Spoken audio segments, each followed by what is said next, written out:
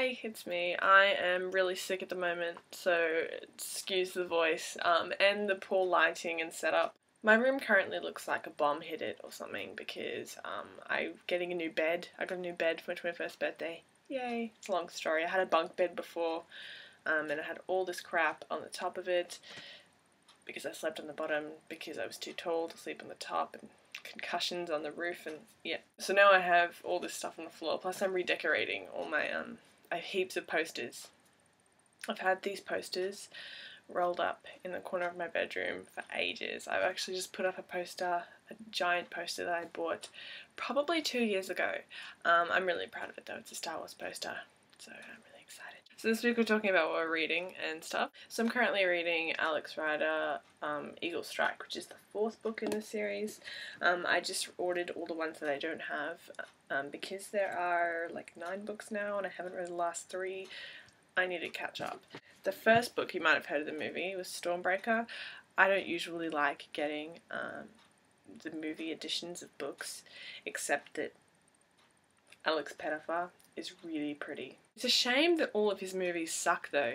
Both of the movie franchises that he's started, I don't know. I mean, Stormbreaker was an awful movie. I still like to watch it because there are some...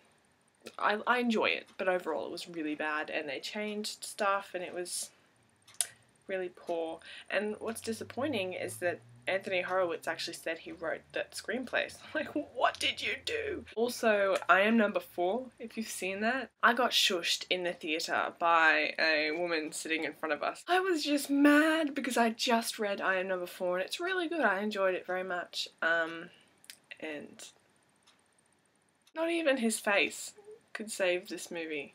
Alex Rider is a 14-year-old who lives in England. He's raised by his uncle, who is actually a spy, but Alex doesn't find that out until his uncle dies. His uncle, who was a spy for MI6, trained him to do all this stuff so he can speak several languages, and scuba diving and rock climbing and other cool stuff. And MI6 decide they want to use him for a mission. He's a bit of an anti-hero because he doesn't want to have to keep doing missions, but at the same time you realise as the series goes on that he is a spy. Even when he has the opportunity to slack off or overlook something, he's a spy. So he's a really cool character and I really enjoyed the series. So I've read, as I said, most of his series. I'm catching up on that now. So I've also read 2 of the Power of 5 series that Anthony Horowitz wrote as well. My favourite thing about the books is that they are a spy novel, but they aren't afraid to be a spy novel. So you get the conventions of, the bad guy always tells you what he's going to do before he tries to kill you. And he always has like these really cool gadgets. I just missed my finger. That's really awkward. And in the later books there are girls. But it's done subtly. It's not as like crazy as some novels. The best thing about the author's style is that I've realised that I write the same way, which is kind of telling the story and describing events and things in a way that isn't necessarily beautiful. So, I mean, lots of books set a really beautiful, picturesque scene, whereas these books, they take the environment and they pick really specific things. So rather than being beautiful and detailed, the descriptions take things or movements or character traits, the way a character does things, and points out the things that are interesting or eye-catching. This really suits the action novel, and I'm writing a kind of action sci-fi fantasy thing at the moment, so that's kind of where I've been influenced by that style, obviously, and I really like that because it makes it quicker to read. I'm not the kind of person that likes to read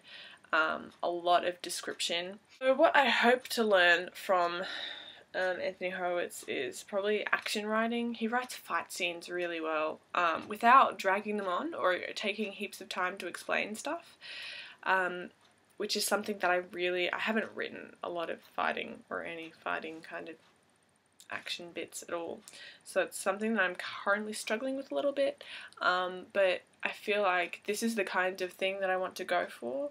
My style is obviously not identical to his because that would be weird, but I can see that's influenced by that, so I'm hoping to gain that influence as well. Something that I've noticed that I dislike about the books a little bit, or would do differently, is that probably because they're written for boys or for a male audience mostly, the girls aren't written that well. I feel like the female characters aren't, at least not initially, aren't really developed as much, or they're a little bit similar. I found that the villainous women, especially in, I think it's the first and second book especially, the characters have differing traits of course a little bit, but they're mostly just the same. Also, with the girls he meets, they kind of come across sort of, I don't know, they're both rich and pretty, and I feel like there could be more to them. I think they're developed more later in the series, if I remember correctly. I hope you've enjoyed this awesome display.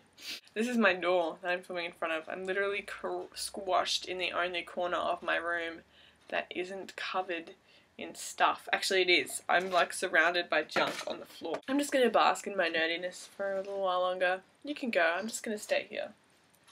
Wait. Is that right? Hello? I'm gonna sneeze. I'm gonna sneeze. I'm good. No, I'm good. I'm gonna sneeze. It's really annoying. I'm gonna sneeze. I'm gonna sneeze. Alright. Oh man. I'm gonna sneeze. No, it's fine.